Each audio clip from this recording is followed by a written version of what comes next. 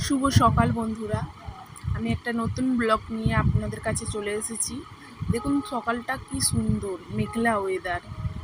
আমার চান টান হয়ে গেছে, কাচাকুচি হয়ে গেছে। আজকে দশহরা যেহেতু পুজোর জোগাড় করতে হবে,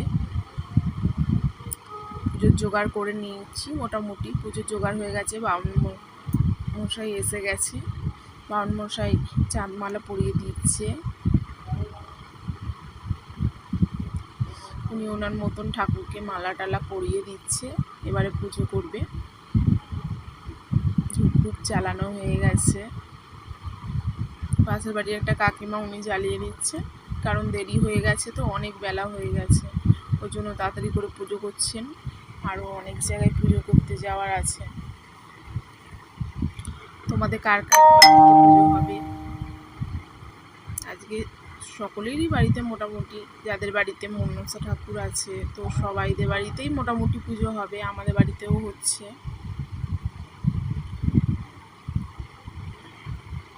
মায়ের পুজো হয়ে এসছে।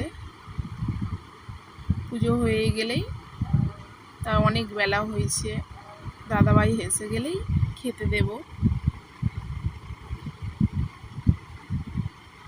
পুজো হয়ে গেছে ঠাকুর মশাইয়ের। এবারে আমি খাবার বাড়া হয়ে গেছে আমারও। তোমার দাদাভাই এসে গেছে, বড্ড বেলা হয়ে গেছে। মেয়েটাকে আর তোমার দাদাভাইকে দুজনকে আমি খেতে দিয়ে দিলাম। আমার নিচে বসার পজিশানটা খুবই কম, অল্প জায়গা, তো তাই আমি ওদের দুজনকে বিছানার মধ্যে খেতে দিয়েছি। শুকনো খাবার হলে ওপরেই খাওয়া হয়, নিচে বসতে অসুবিধে তিনজনের, আর তিনজনে যেকালে একসাথে খায়, তবু ওদেরকে ওপরে দিলে আমি নিচে খেয়ে নেবো। ভাত যখন হয় আমরা দুজনে খাই একসাথে, অসুবিধে হয়, মেয়েটা আগেই খেয়ে নেয়,